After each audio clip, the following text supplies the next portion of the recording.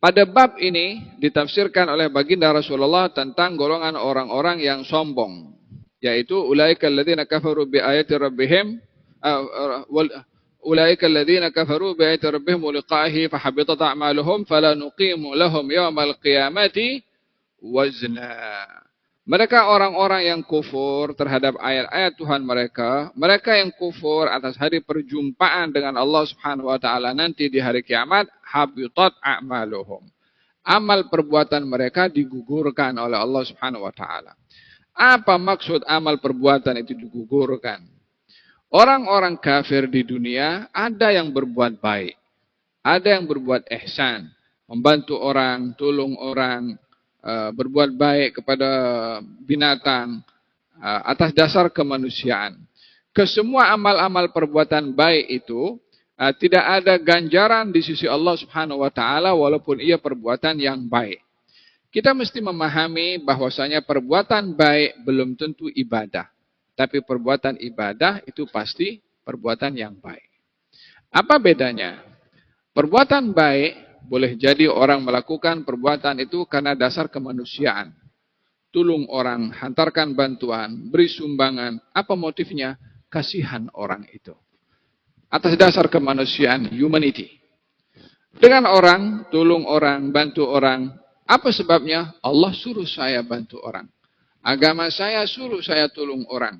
Maka perbedaan antara keduanya sama-sama berbuat kebaikan. Cuma yang satu ibadah, karena dilakukan karena Allah, yang satu perbuatan baik bukan ibadah, karena dilakukan atas dasar kemanusiaan. Walaupun sama-sama perbuatan yang baik dan fitrah manusia itu suka kepada kebaikan, cuma untuk dikatakan ia ibadah, mesti ada nawaitu karena Allah Subhanahu wa taala, wa may ya'mal wa man kana yarju liqa rabbih falyamal amalan shalihan, kemudian wala yusyrik bi ibadati rabbih ahada. Barang siapa yang ingin mengharapkan pahala dari Allah nanti di hari kiamat atas perbuatannya untuk mendapatkan pahala, falyamal amalan shalihan.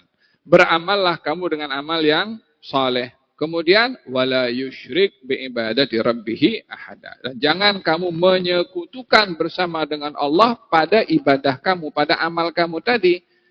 Jadi amal itu mesti ikhlas karena Allah Subhanahu wa taala.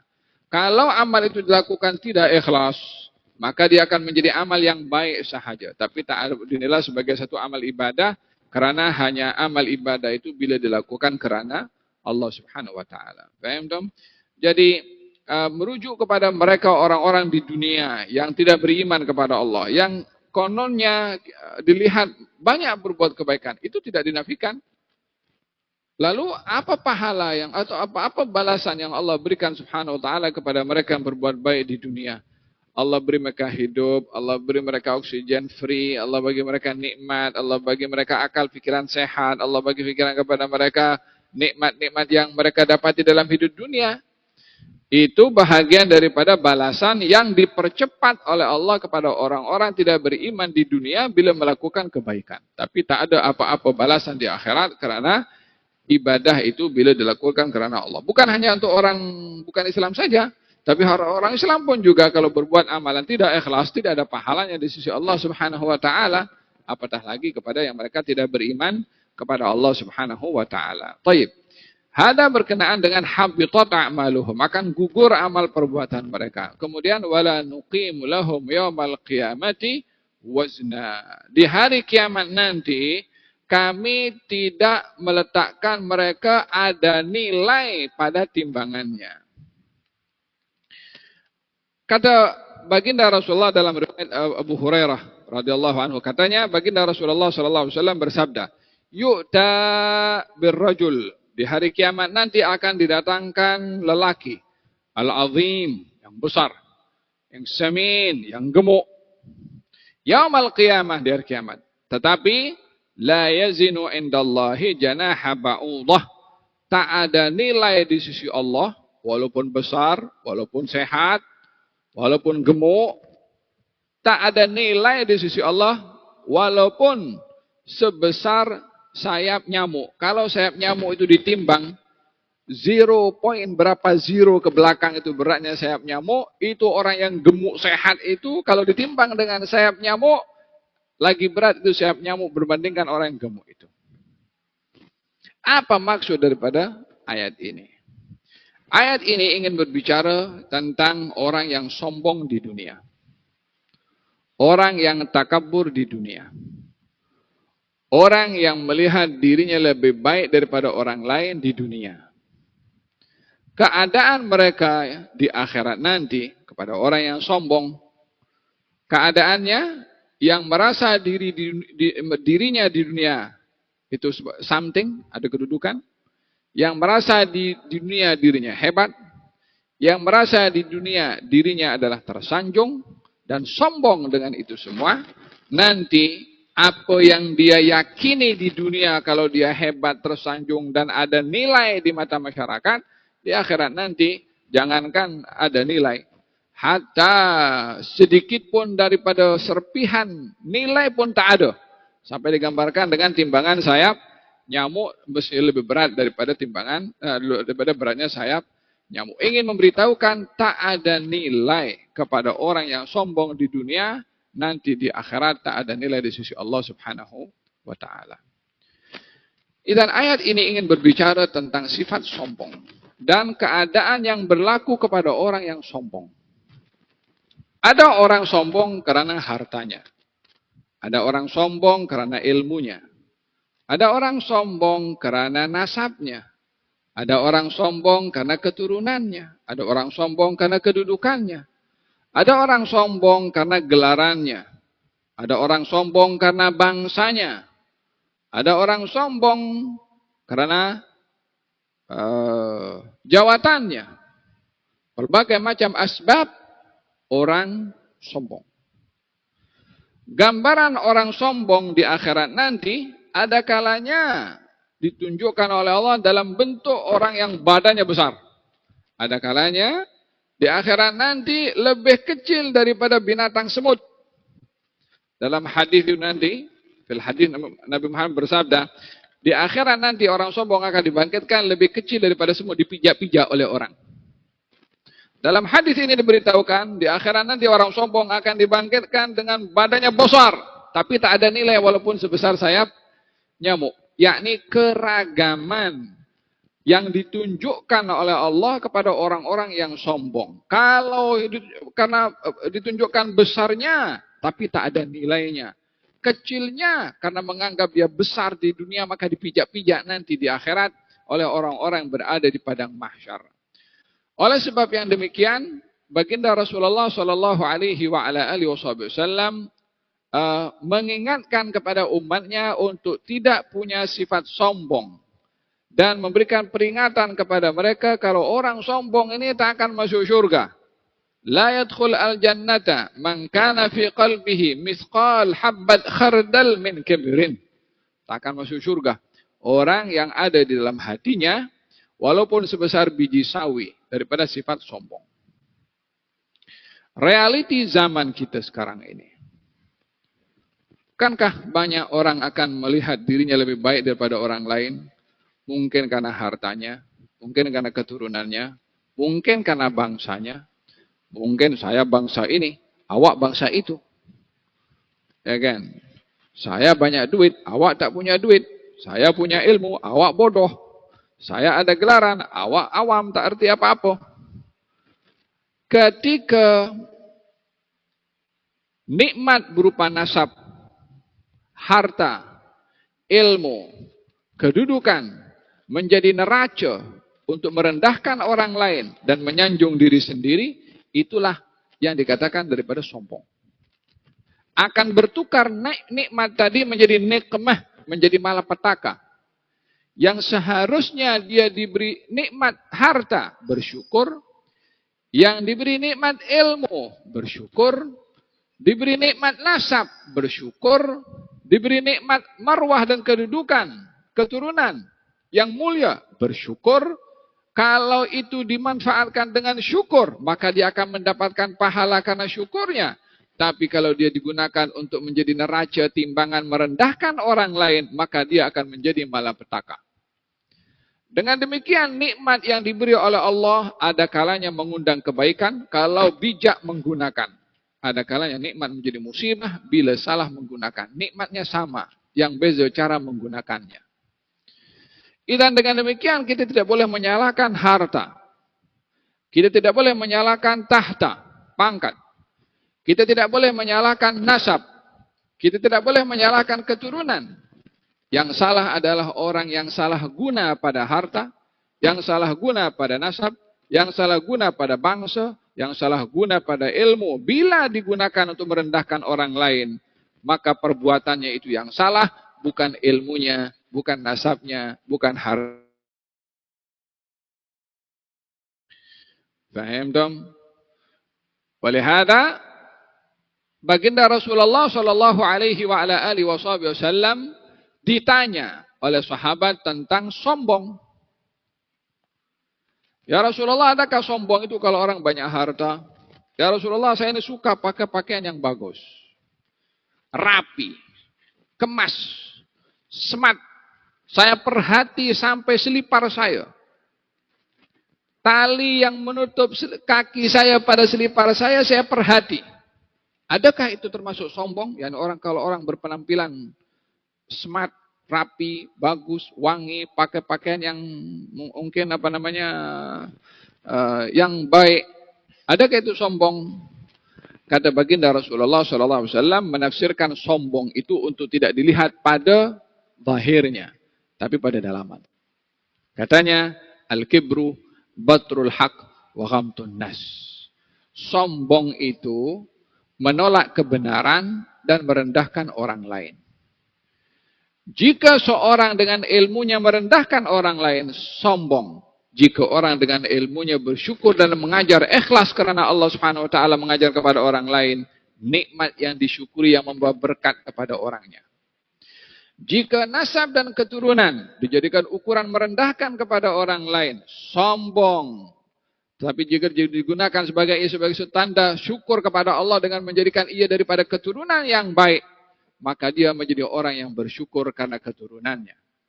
Bila diberi pangkat untuk zalim pada orang lain, mengambil hak orang lain, menunjukkan kegagahannya kepada orang lain, sombong dengan pangkatnya, membawa malapetaka kepada orang dengan pangkat tersebut. Tapi bila pangkat membawa kebaikan, bantu orang, tolong orang, memudahkan urusan orang, seperti Nabi Yusuf alaihissalam yang meminta kedudukan kepada Allah Subhanahu wa taala untuk menjaga perbendaharaan kekayaan pada tanah untuk dimanfaatkan hasil bumi oleh orang-orang yang memerlukan, maka dia dikisahkan oleh Allah kemuliaannya dalam Al-Quranul Karim. Dan bukanlah sombong itu hanya terletak pada pangkat, harta, keturunan, ilmu dan lain sebagainya, tapi sombong itu pada cara menggunakannya bila dijadikan merendahkan kepada orang lain. Paham dong? Dengan demikian kita tidak boleh ukur orang kalau naik kereta. Oh, kereta ini mahal, sombong dia. Siapa kata? Mungkin saja orang naik bisikal sombong juga. Kan ukurannya bukan pada apa yang dinaiki itu, pada isi dalamannya. Paham dong? Ada orang ini naik bisikal. Kalau orang naik kereta murah atau naik bisikal, dalam hatinya supaya orang tahu aku ni tawadhu, aku zuhud. Riya awak itu. Hatta naik bisikal.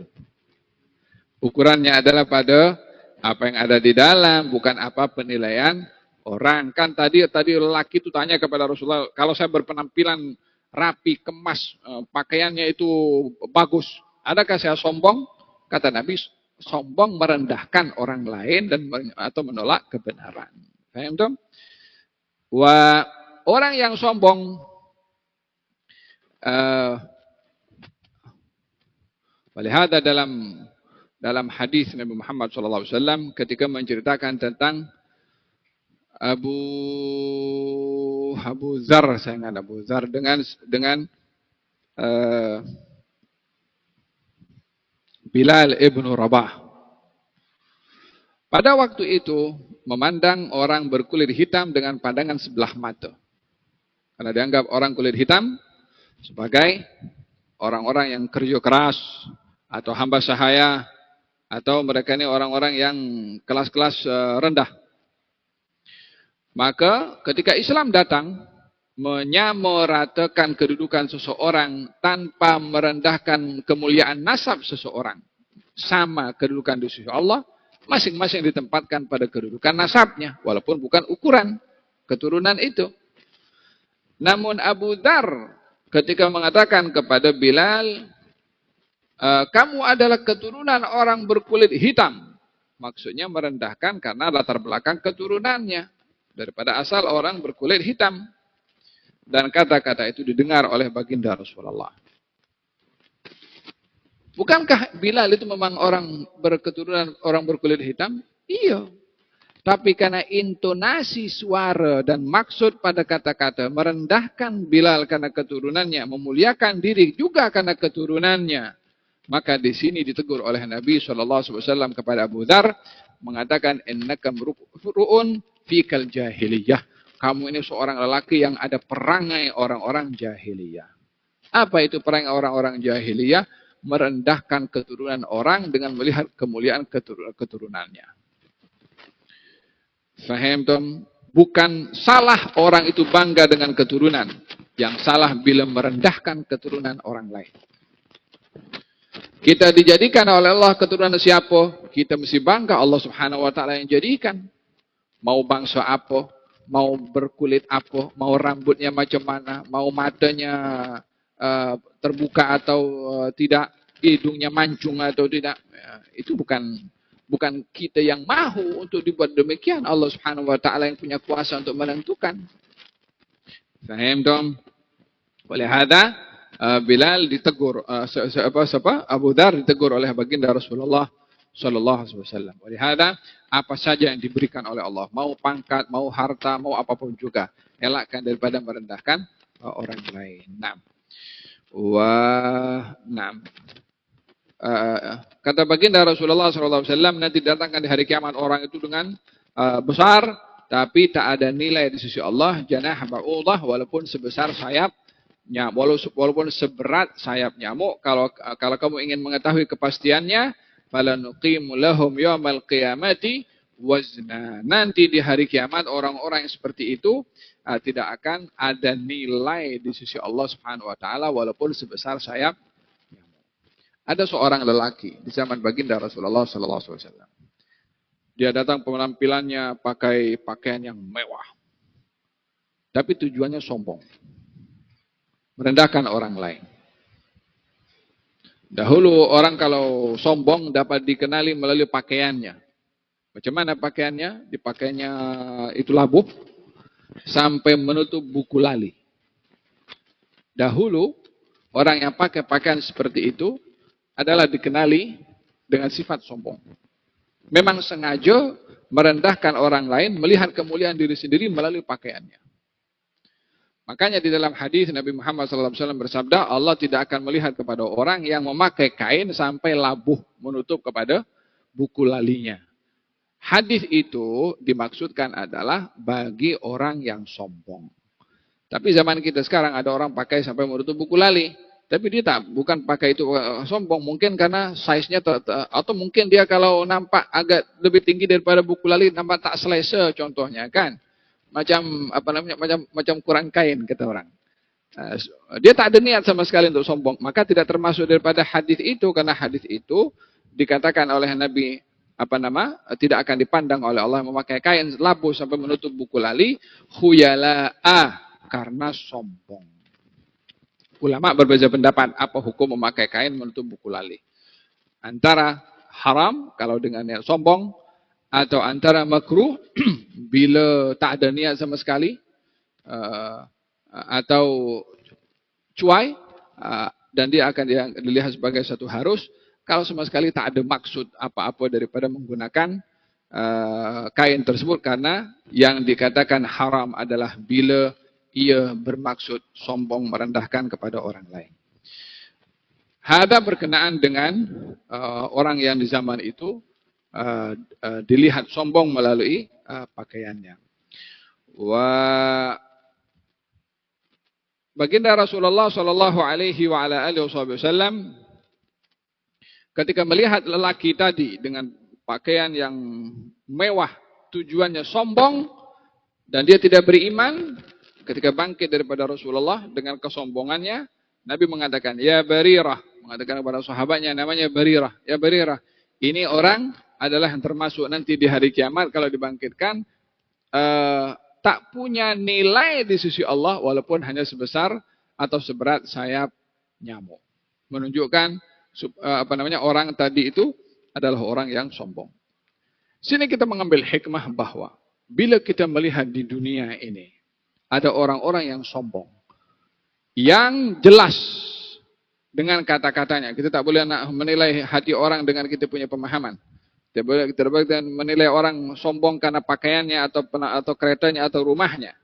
Tidak. Tapi bila ada statement daripada dia atau memang sengaja dia nak tunjuk atau merendahkan kepada orang lain, untuk kita melihat ini orang adalah termasuk daripada orang yang tak ada nilai di sisi Allah. Kalau tak ada nilai di sisi Allah walaupun seberatnya sayap nyamuk, kita nak sanjung pada dia pasal apa? Nak muliakan dia kenapa? Karena keretanya kereta bagus. Atau karena cincinnya bagus. Atau karena emasnya itu Rolex. Jamnya bukan emasnya. Jamnya. Contohnya.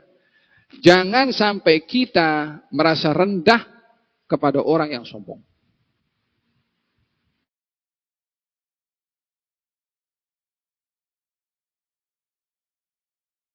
Yang jatuh di mata Allah Subhanahu wa ta'ala. Jadi ini berbicara tentang ancaman peringatan kepada orang yang sombong dan juga pengajaran kepada orang untuk tidak merasa segan, gerun atau nak sanjung orang yang sombong sementara ia jatuh di mata Allah Subhanahu wa ta'ala.